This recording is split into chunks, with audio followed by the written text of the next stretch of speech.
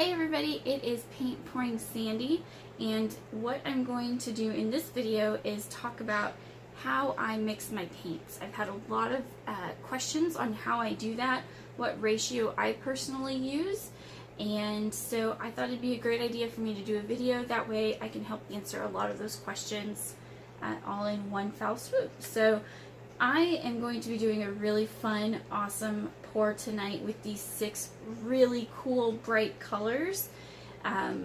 So I can't wait to show y'all how I mix these paints, and then in one of my next videos y'all will see the paint pour that I'm going to do with these colors. So one question I get asked a lot is, what types of paints do you use?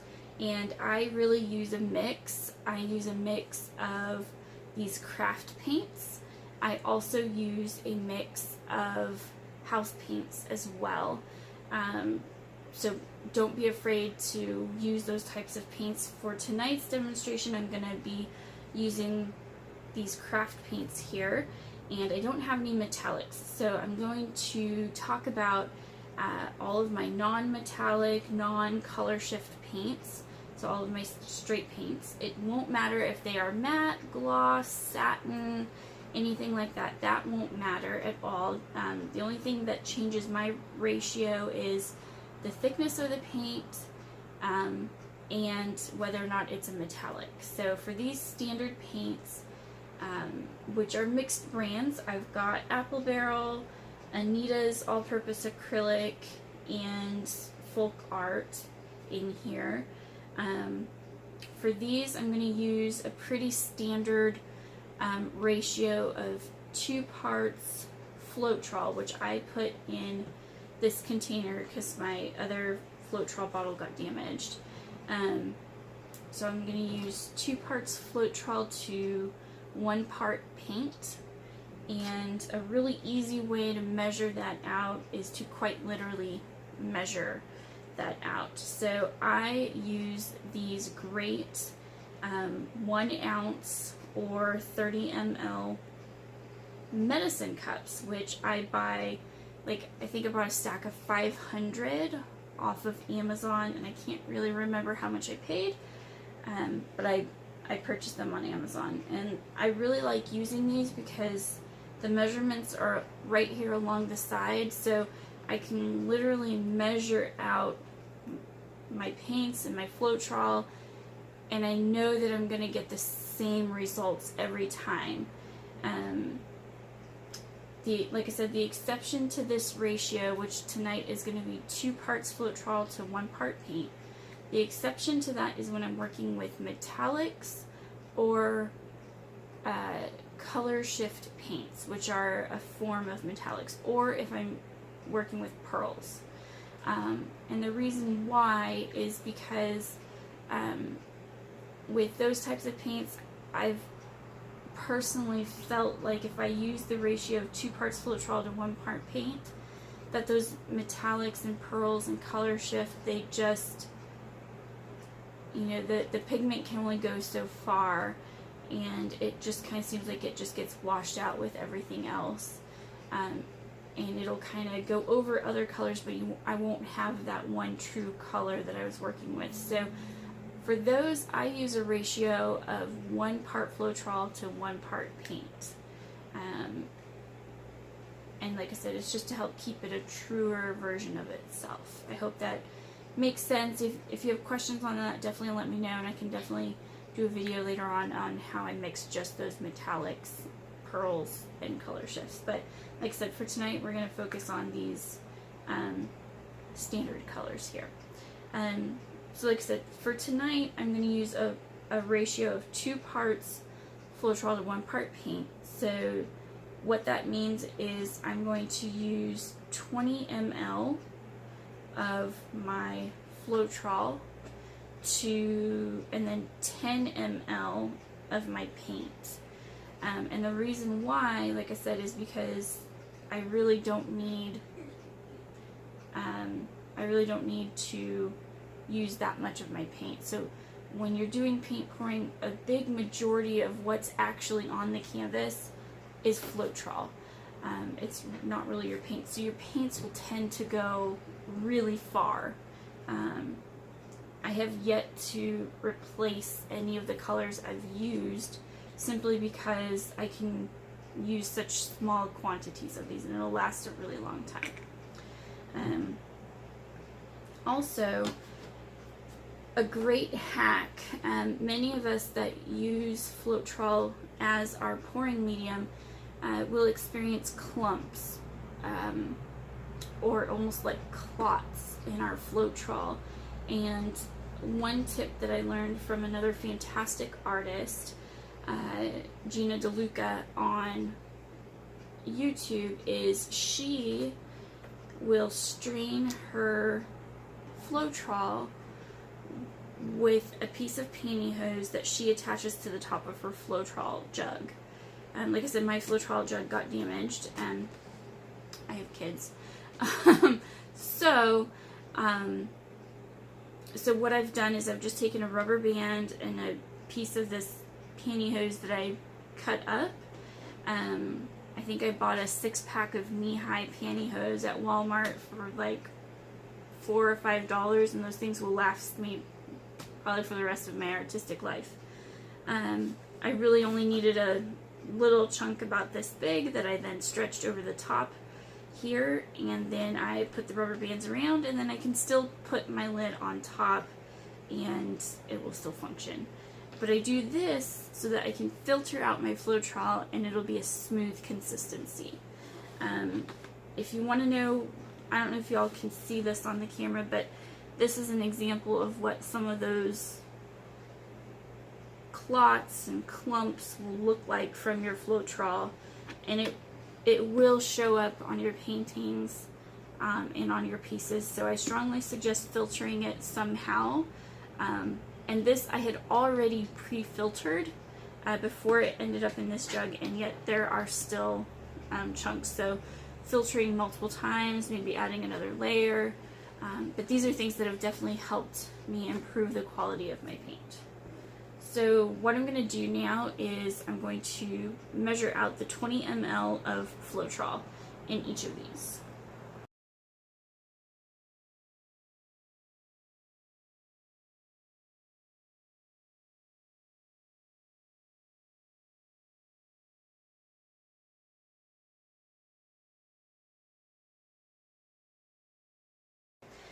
The other thing that I do is to thin my paints once I add the colors in and I mix them. I use a ratio of 90% water to 10%, or 90 parts water to 10 parts floetrol. And what I've done is I used one of these and mixed it up. I knew that this was 8 ounces, measured out, what I needed. I just shake this, and I will use a few drops of this to thin each of these colors to get to my consistency that I want. So the first color tonight I'm using is bright magenta, then autumn orange, bright yellow, parakeet, turquoise, and neon purple. And I shake each of these before I even pour them into my floetrol, because I want to make sure that my paints, if they have separated naturally on their own just from sitting, that I've got them mixed back up.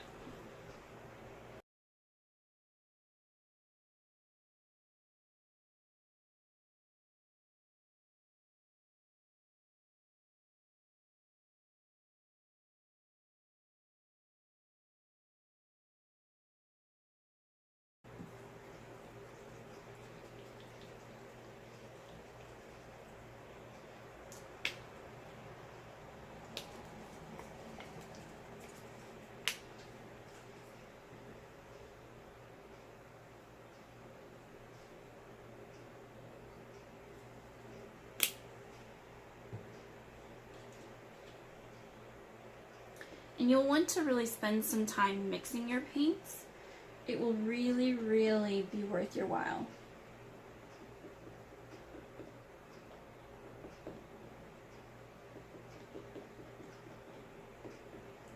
The more you mix your paints, the better consistency you'll get. And personally, I think the better results that you'll get. I think that sometimes people, especially when they're starting out, will try to speed through this process. And you'll really kind of, like I said, not get the quality and the consistency, not just in how thick or thin your paints are, but you won't get the same constant results with all of your colors. And just like when you're baking or cooking, you'll want to scrape down the sides of your paint as well to make sure that you're, again, getting that even consistency.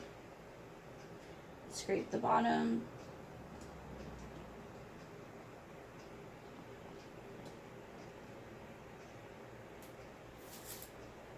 Now see, this color I'm pretty happy with. It really kind of runs right off the end of my stick. So this one I don't need to add any water or extra floetrol to. That one is set to go.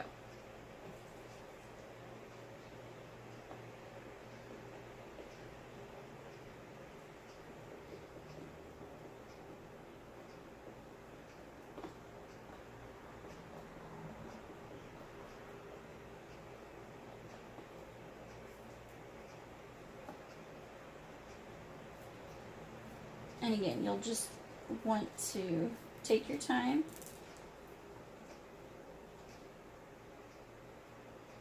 and be consistent.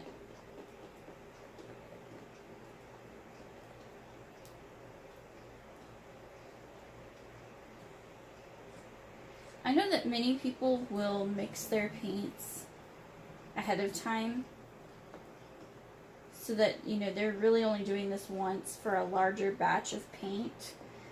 I personally really tend to mix my paints like this before I do each pour or each night when I'm doing my pours.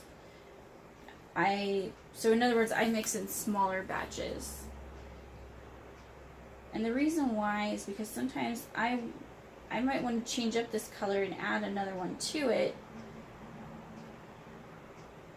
you know, to change the shade or the hue of this. So, and I never really know what colors I'm going to want to use on any given night. So,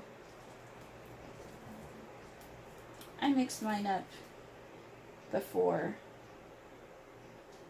Sometimes I'll have colors that I just kind of think about over several days, and I'll just know finally, alright, these are the colors screaming out to me, things I see in everyday life or in pictures or images or videos. And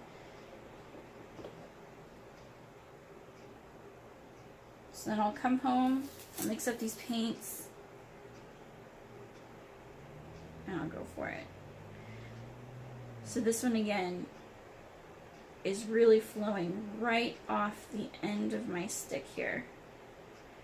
You'll hear some artists say, you know, you want to do this until it's the consistency of warm honey or syrup. And I've discovered in some of my artist groups that there's people that have actually literally never seen that, so they don't know. So I figured instead of trying to explain what that looks like, I can just do this video and show y'all. So again, it's just flowing right off the end here. So again, I'm not going to need to add water or floetrol to that. It's perfect. I love it.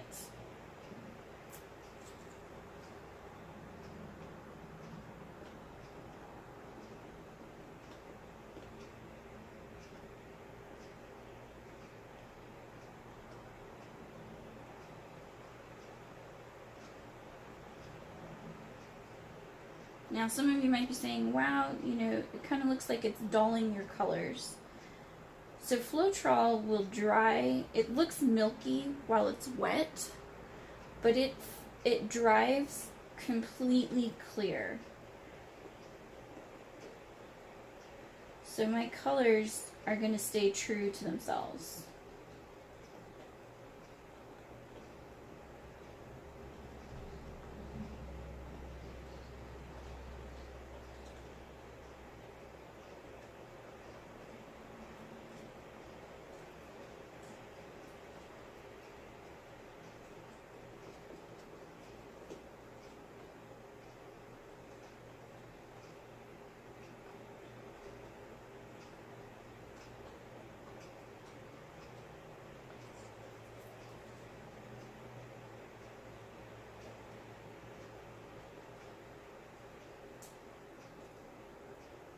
And again, this is all, you know, based on my personal preference of ratios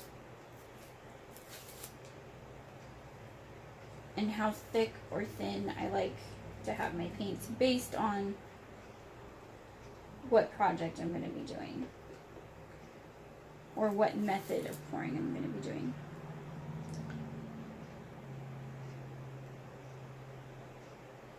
So again, this is just flowing. Actually, this one's just a little bit thicker.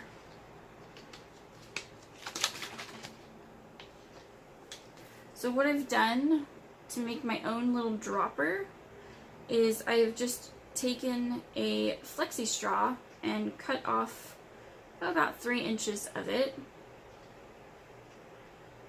And I'm sure y'all have done this as kids with your cups. You just stick it in without your finger in. Put your finger at the end to create a vacuum. And then boom, you have some. So I've just made my own economical dropper for next to nothing. So I'm literally just going to need a few drops. So you just lightly lift up your finger.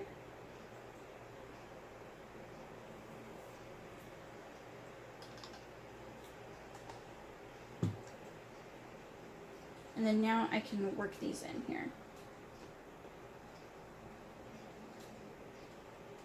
It really doesn't take a lot of that water floetrol mix. And even if you personally are just using water, same thing. You really are only going to need a few drops. So here we go. Now it's flowing really well for me.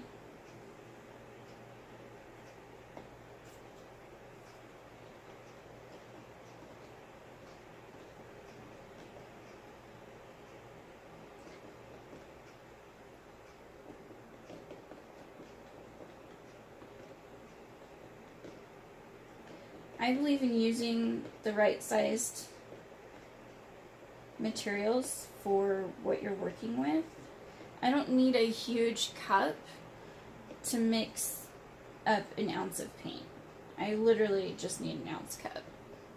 And I do have bigger craft sticks for when I am working with larger quantities of paint, but when I'm working with these small 1 ounce amounts of my paint, I have these 1.5 inch craft sticks. I purchased these at Hobby Lobby, I believe, and I've started to see them at Walmart as well, so I'm pretty excited about that. But you might want to check your local craft store.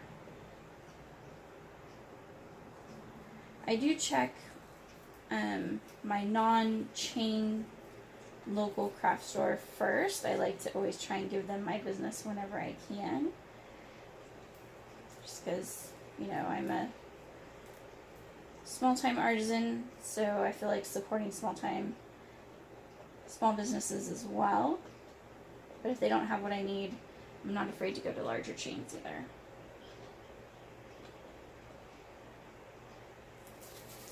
And so again, this green is just flowing right off the end of my stick here. So you'll notice how when I measure it out, I'm getting the same result over and over and over again. Part of this was just by trial and error, and the other thing I did was I went online, and actually, how pretty does that look? That looks so pretty. Anyway, I will go online, and if I don't know how to do something, or if I want to see how other artists are doing it, I go to YouTube. You know, I've learned how to do so much on YouTube as an adult. My husband and I learned how to change a radiator on our own by watching YouTube. I mean, it's definitely not available when our parents were kids, or even our age. But so, like I was saying, when I want to learn how to do something, either a different technique for my paint pouring, really just anything in general, something I don't know how to do, I will go to YouTube and I will look it up. Even if I'm not sure what it's called, I might look up what actions I see involved in it and see what comes up.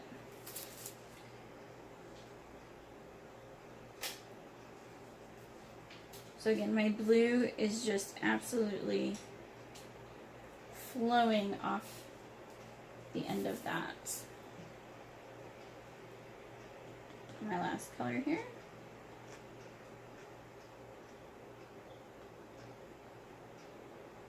And again, wow, how pretty is that? Looks so much like marble. It's almost a shame to have to mix it up all the way.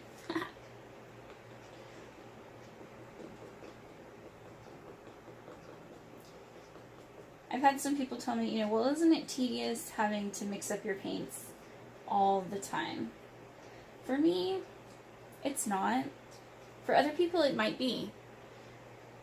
But for me, after I come home from work, I get my kids put to bed, this can just be quite cathartic, honestly. Just sitting here, mixing my paints.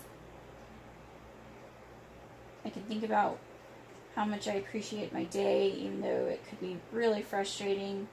How thankful I am that I am able to do this craft. Think about what type of technique I want to use, that type of thing. I can just zone out for a bit. Alright, so again, I want to make sure that my color is just flowing off, and that's exactly what this one's doing here. So again, personally, I get the best results by measuring out my paints and measuring out my floetrol as well. I don't necessarily have to use this mix, as you saw tonight, every single time. I might only need it in one or two of my colors. This is really just as needed in here. Now, the one thing I have not shown you yet is how I add my silicone.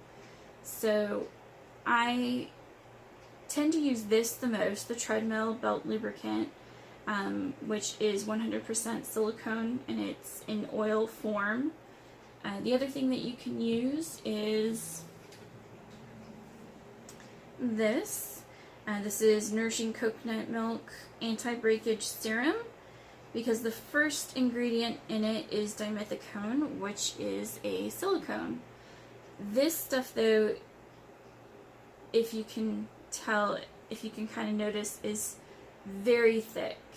I mean, it flows like water in here, kind of, but once you get it out, it's very, very thick. So, and it's also very difficult to get off of my canvas. So I tend not to use this too much, but it does give me slightly different results than this silicone does.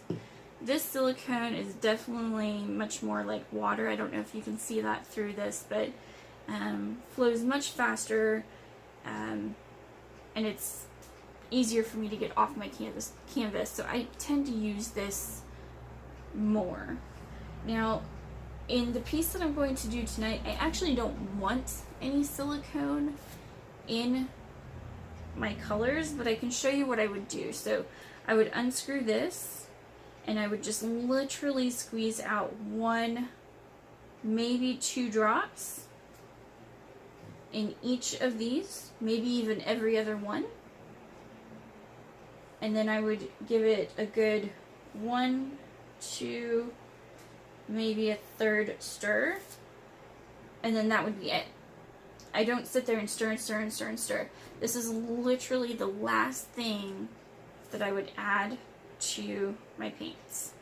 And then from here, I would then either create my dirty pour cup, or like I'm going to do tonight,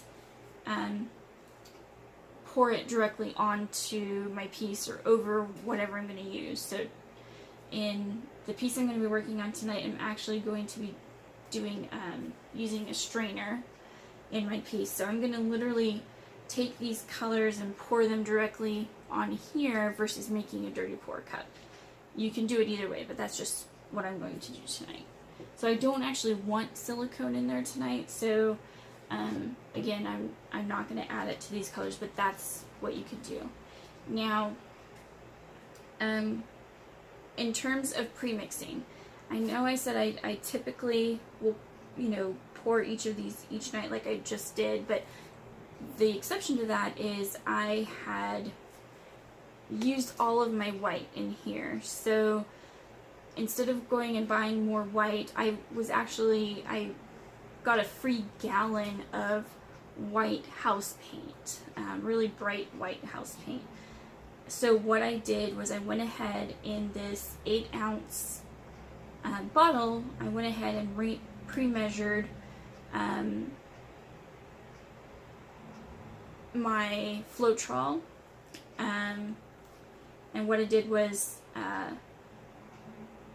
this one actually was almost 3 parts to 1 part white in here, just because my white paint was thicker. It was really, really thick. So I used 3 parts of floetrol to 1 part paint, and then I used a few drops of my water and floetrol in here, and I shook, mixed it, and then now anytime I need white, it's set and ready to go. So once I get through this white, I'll just continue to do the same thing. I'll use that white house paint, and I'll just keep pre-mixing it in here. So that's kind of my one exception to pre-mixing my paints. I hope that you all have enjoyed this and learned something from this. I'd love to know your thoughts in the comments below. If you've got questions on any of this, also comment. I'm happy to answer any of those questions that you might have. And if you would like to find out what I'm going to be doing with these colors, definitely check out my next video that'll be coming up here shortly as well. So thank you all so much for watching, and hit subscribe if you've not done that already. I always appreciate that. And check out some of my other videos as well to see some of the pours I've done and some of the different techniques I've used. So thank you so much for watching.